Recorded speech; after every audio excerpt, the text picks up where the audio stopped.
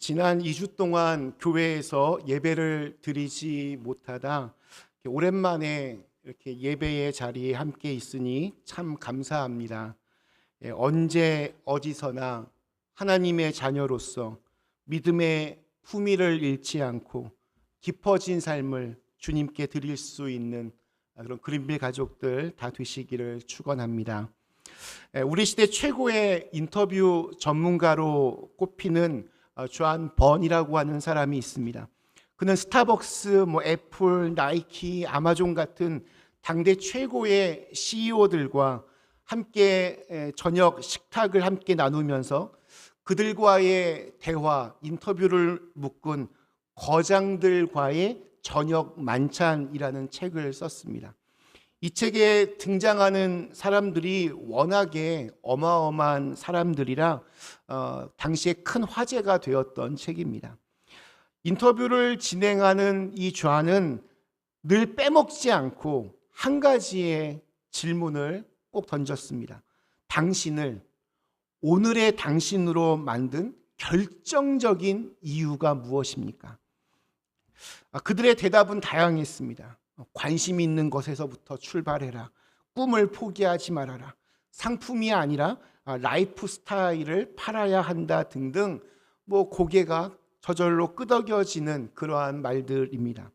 그런데 존은 이 인터뷰들을 정리하면서 이렇게 결론을 내립니다.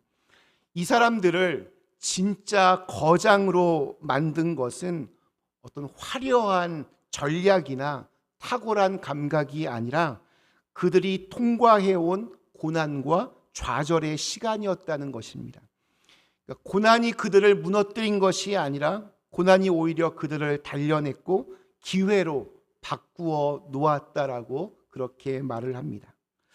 인생의 고난과 시련을 간절하게 원하는 사람은 아무도 없겠지만 그 시간을 제대로 통과하지 않고서는 자기 인생의 깊이를 알 수도 없고 또 자기 사명의 크기를 감당할 수도 없습니다. 사실 이것은 성경이 오래전부터 반복해서 들려주고 있는 이야기이기도 합니다. 성경 속에 있는 인물들도 그렇습니다. 우리가 2026년을 시작하면서 함께 살펴보고 있는 요셉 역시 예외가 아닙니다. 요셉의 인생은 연속된 고난의 역사였습니다. 형들에게 배신당했고 노예로 팔렸고 유혹을 거절했지만 오히려 억울한 누명을 쓰고 감옥에 갇혔습니다. 그러나 성경은 분명하게 말합니다. 그 모든 시간 속에서도 하나님이 요셉과 함께 했었고 그래서 요셉은 하나님으로 인하여 형통함의 복을 누렸다라고 이렇게 성경은 말하고 있습니다. 오늘 읽은 이 창세기 41장은 그 요셉의 인생이 드디어 새로운 국면으로 들어가는 장면입니다. 오늘 설교의 제목이 감옥에서 왕궁으로인데 그렇게 이동이 됩니다. 그런데 흥미롭게도 이 41장은 요셉이 무엇을 어떻게 행동했다라는 것으로 시작되지 않습니다. 오늘 1절 말씀이 이렇게 시작합니다. 만 2년 후에 바로가 꿈을 꾼즉 자기가 나일 강가에 서 있는데 만 2년 후에 라는 말과 함께 애굽의 왕 바로의 불안한 꿈으로 그렇게 시작을 합니다. 요셉은 여전히 감옥에 갇혀 있었지만 하나님의 일은 이미 다른 자리에서 움직이기 시작하고 있었습니다. 지난주에 우리는 어둠의 감옥이라는 자리에 있던 요셉을 보았습니다. 억울한 누명을 쓰고 이유를 설명할 수도 없고 그 억울함을 항변을 해도 소용이 없던 자리였지만 요셉은 무너지지 않았습니다. 오히려 그는 어두운 감옥 안에서도 사람들의 근심의 빛을 보고 그것을 도와줄 수 있는 성숙한 사람으로 그렇게 성장했습니다. 요셉은 두 관리의 꿈을 해석해 주었고 그의 말대로 술 맡은 관원장은 복직이 되어서 왕의 곁으로 돌아갔습니다. 다시 왕궁으로 돌아가게 될 것이라고 그 꿈 해석을 해주면서 요셉은 왕궁의 그 술을 담당하는 관리에게 이렇게 부탁을 합니다. 우리 40장 14절 15절에 이렇게 기록하고 있습니다. 당신이 잘 되시거든 나를 생각하고 내게 은혜를 베풀어서 내 사정을 바로에게 아뢰어 이 집에서 나를 건져 주소서. 나는 히브리 땅에서 끌려온 자요 여기서도 옥에 갇힐 일은 행하지 아니하였나이다. 이 부탁은 너무나도 간절하고 또 당연하고 정당한 요청이었습니다. 그러나 성경은 그 다음에 어떤 일이 일어났는지 40장의 마지막 23절에서 이렇게 담담하게 차갑게 기록하고 있습니다. 술 맡은 관원장이 요셉을 기억하지 못하고 그를 잊었더라. 요셉은 그가 나간 뒤에 며칠 동안 잠을 잘 이루지 못했을 겁니다. 감옥 문이 열리는 소리만 나도 이제 나를 부르러 오는구나. 가슴이 뛰었을 겁니다. 미리 짐을 싸두면서 나갈 준비를 벌써 했는지도 모르겠습니다. 하지만 하루가 지나고 일주일이 지나고 한 달이 지나도 기다린 소식은 오지를 않습니다. 그렇게 시작된 2년입니다. 730일이라고 하는 시간 동안 요셉은 매일 아침 자기의 소망이 꺾이는 소리를 들어야 했습니다. 처음에는 서운함이었을 것이고 그 다음에는 배신감 같은 것이었으며 나중에는 하나님을 향한 어떤 질문이었을 겁니다. 하나님, 여기서 저를 잊으신 겁니까? 제 인생은 이 차가운 감옥 바닥에서 이렇게 끝나는 것입니까? 성경은 이 시간을 만 2년이라고 기록합니다. 만이라고 하는 이 한자 글자에는 꽉 차 있다라는 뜻이 있습니다. 요셉의 인격이 더 이상 깎일 곳이 없이 깎이고 그의 자아와 기대가 완전히 바닥을 쳐서 하나님이 아니면 안 됩니다 라는 고백만 남을 때까지 그렇게 꽉 채워진 시간이었습니다. 우리는 종종 세상적인 눈으로 이런 시간을 실패라고 부릅니다. 하나님이 늦으시는 것 같고 기도가 막힌 것처럼 그렇게 느껴질 때입니다. 그러나 성경은 그 시간을 공백으로 기록하지 않습니다. 오히려 이 2년이 있었기 때문에 요셉의 인생은 작은 성취나 회복으로 끝나지 않고 하나님의 큰 계획 안으로 들어가게 됩니다. 만약에 이 만 2년의 시간이 없었다면 요셉은 감옥에서 나오는 것으로 만족했을지도 모릅니다.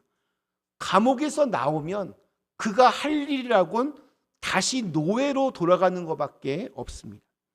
그러나 하나님은 요셉을 감옥에서 꺼내는 것에 멈추지를 않으셨습니다. 더 큰 계획이 있으셨습니다. 그래서 성경은 그렇게 이어집니다. 만 2년 후에 바로가 꿈을 꾸었다. 요셉의 감옥은 그대로였지만 세상의 중심이 흔들리기 시작했습니다. 요셉이 아무것도 할 수 없는 것처럼 보이던 그 시간 동안 하나님은 왕의 잠을 깨우고 계셨습니다. 요셉의 인생은 멈춘 것 같았지만 하나님의 시간은 이미 다음 장면으로 그렇게 움직이고 있었습니다. 세상의 시계로 볼 때 요셉의 2년은 버려진 시간이었지만 하나님의 시계로 볼 때 그 시간은 요셉을 감옥의 죄수에서 제국의 통치자로 빚어내시는 가장 치열한 작업의 시간이었습니다. 우리는 내가 뭔가 열심히 노력해서 문을 두드리는 것이 가장 빠르다고 생각하지만 진짜 빠른 것은 하나님이 움직이시는 때입니다. 요셉이 잊혀진 이 2년 동안 하나님이 무능하셨던 것이 아닙니다. 하나님은 요셉이 이 애굽의 총리가 되었을 때 그 일을 잘 감당할 수 있도록 그의 인격을 더 빚으셨고, 동시에 바로가 꿈을 꾸게 하심으로 요셉이 등장할 완벽한 무대를 세팅하고 계셨습니다. 하나님의 때가 있습니다. 하나님의 때는 우리의 조급함에 맞추어 오지 않습니다. 하나님의 때는 우리의 눈물에 밀려서 오지 않습니다. 하나님의 때는 우리의 계산에 따라 움직이지 않습니다. 그러나 분명한 것은 이것입니다. 하나님의 때는 반드시 있습니다. 그러므로 지금 아직 문이 열리지 않았다고 해서 너무 쉽게 포기하지 마십시오. 아직 납득이 되지 않는다고 해서 실망하지 마십시오. 아직 내 소원이 이루어지지 않았다고 해서 자신을 포기하지 마십시오. 기다림은 멈춤이 아닙니다. 기다림은 후퇴가 아닙니다. 기다림은 준비입니다. 준비. 그리고 믿음이란 아직 때가 오지 않았지만 그날을 믿음으로 기다리면서 오늘을 성실하게 신실하게 살아내는 용기입니다. 그런 준비의 날들을 통해서 하나님의 때가 이르는 것입니다. 하나님의 시간표는 한치의 오차도 없이 그렇게 흘러가고 있습니다. 요셉이 감옥에서 언제 끝날지 모르는 그 준비의 시간을 가질 때 애굽의 왕궁에서는 바로 왕이 꿈을 꿉니다. 바로가 나일 강가에서 서 있는 자신을 봅니다. 강에는 그 주변에 살이 찌고 아름다운 7마리의 암소가 올라와서 갈대 사이에서 풀을 뜯고 있었습니다. 근데 그 뒤를 이어서 여위고 아주 흉측하게 생긴 7마리의 암소가 강에서 또 올라옵니다. 그 여윈 소들이, 그 앙상하게 마른 그 흉측한 소들이 앞서 있던 이 아주 아름답게 살찐 7마리의 암소를 다 잡아먹습니다. 그냥 참 이상하게도 잡아먹고도 그냥 그대로 여의 이렇게 말라 있는 그 상태로 서 있습니다.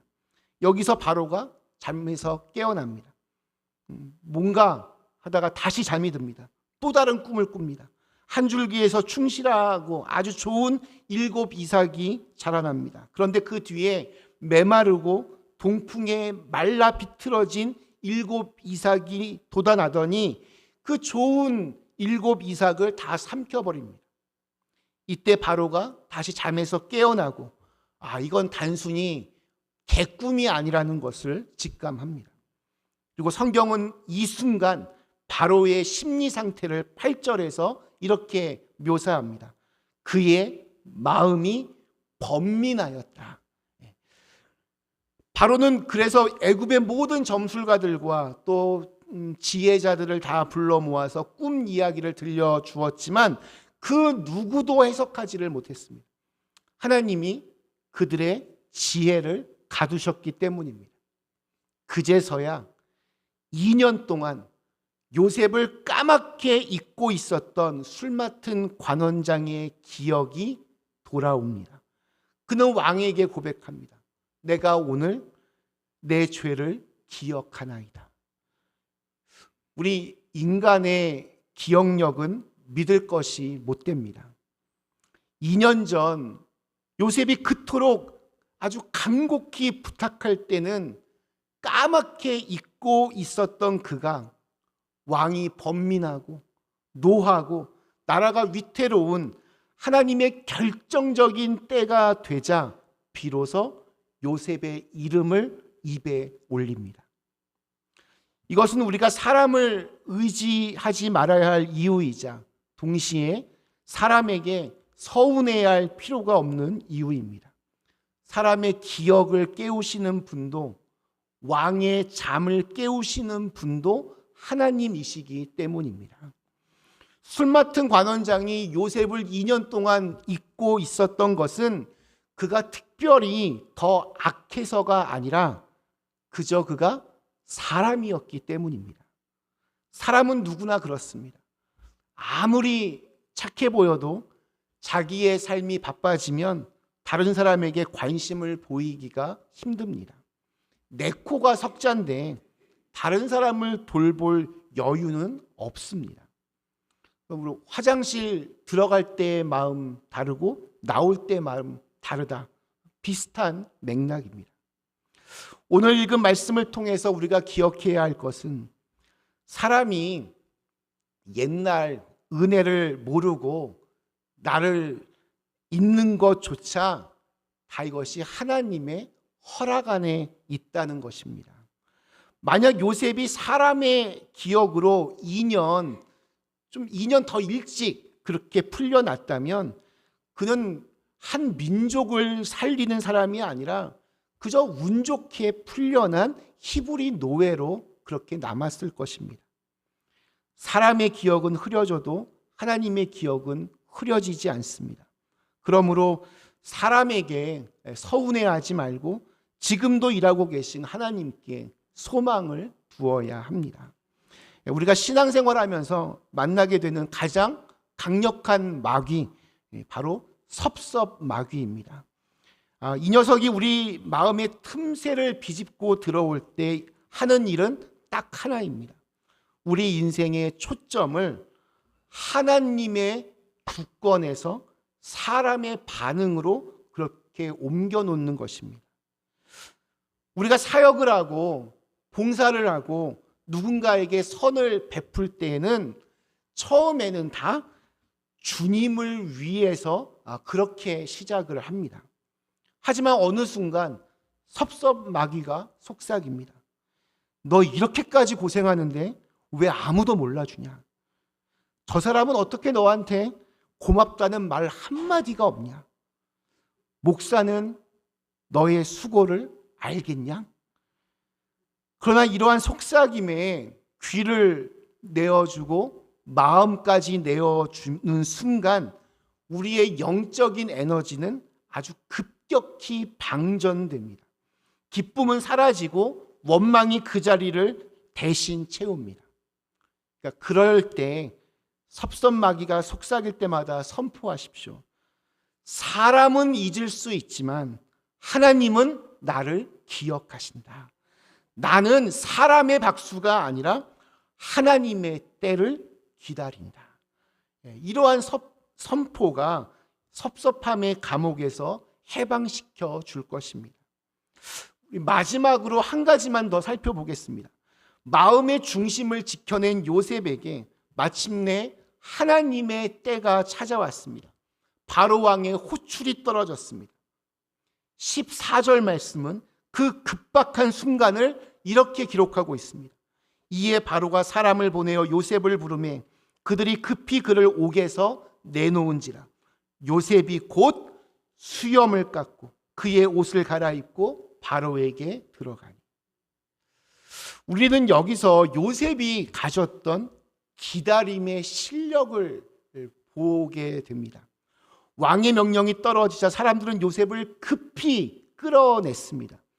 감옥에서 기다린 시간이 지금 만 2년이었고 애굽의 노예로 팔려온 시간까지 합하면 무려 13년을 기다려온 그러한 순간입니다. 보통 사람 같으면 저 같으면 앞뒤 가릴 것 없이 맨발로 그냥 뛰어나갔을 겁니다.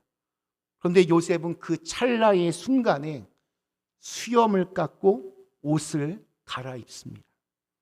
이 구절이 저에게 참 깊은 울림이 되었습니다. 요셉은 감옥 안에서도 자기 자신을 방치하지 않았습니다. 만약에 그가 이 2년 동안 섭섭함과 절망에 빠져 그냥 폐인처럼 지냈다면 갑자기 찾아온 이 기회 앞에서 당황했을 겁니다. 헝클어진 머리와 더러운 옷을 입고 쭈뼛쭈뼛하게 왕 앞에 섰을지도 모릅니다. 하지만 그는 언제든 하나님이 부르시면 나갈 준비가 된 영적인 단정함을 유지하고 있었습니다. 이것이 기다림의 신앙입니다. 기다린다는 것은 손 놓고 그냥 멍하고 멍 때리는 시간이 아니라 하나님 앞에서 자신을 계속해서 돌아보는 시간입니다. 섭섭함에 무너지지 않고 원망의 마음을 빼앗기지 않고 오늘 내가 해야 할 일을 성실하게 살아내는 시간입니다. 하나님의 때는 그렇게 준비된 사람에게 임합니다. 하나님이 오늘 만약에 저와 여러분을 부르신다면 우리는 어떤 모습일까요? 하나님 왜 나를 안 써주십니까? 원망하면서 영적인 수염을 덥수룩하게 기른 채 그냥 편하게 누워있지는 않습니까? 어차피 내 인생은 감옥인데 뭐 하면서 마음의 옷을 더럽히고 있지는 않으십니까? 하나님이 문을 여시는 것은 하나님의 영역이지만 그 문을 열고 나갈 때 수염을 깎고 옷을 단정히 갈아입는 것은 우리가 할 수 있고 또한 우리가 해야 하는 일입니다. 하나님은 준비된 자를 사용하십니다. 고난의 현장에서도 그래서 그리스도인의 품격을 잃지 말아야 합니다. 오늘 저희 성가대가 부른 찬양은 깊어진 삶을 주께라고 하는 곡이었습니다. 그 찬양의 후렴 가사가 이렇습니다. 매일 마주한 슬픔을 견뎌나가며 주 예수의 마음을 닮아가네. 두려운 걸음마다 주가 동행하니 주 의지하며 오늘을 걷네. 주의 신실한 소망을 깊이 담으며 주 예수의 풍요를 채워가네. 하나님의 자녀로 명예 지켜가며 깊어진 삶을 주께 드리네. 어떠한 상황에서도 하나님의 자녀된 품격과 명예를 지켜 나갔으면 좋겠습니다. 하나님을 모르는 사람들과 똑같이 반응하고 똑같이 화내고 똑같이 원망하면 깊어진 삶은 꿈도 꿀 수 없습니다. 왕의 긴급한 호출 명령에 수염을 깎고 옷을 갈아입은 요셉, 심호흡을 하며 앞으로의 시간을 하나님께 맡기는 기도를 했을 요셉, 이러한 요셉의 모습을 배워서 우리 역시 꼭 그렇게 살아낼 수 있기를 기원합니다. 말씀 마치겠습니다. 우리 사랑하는 그린벨 가족 여러분, 우리 네버엔딩 스토리, 오늘 6번째로 살펴본 요셉의 모습은 감옥이라고 하는 인생의 막다른 골목에서 무너지지 않은 사람이었습니다.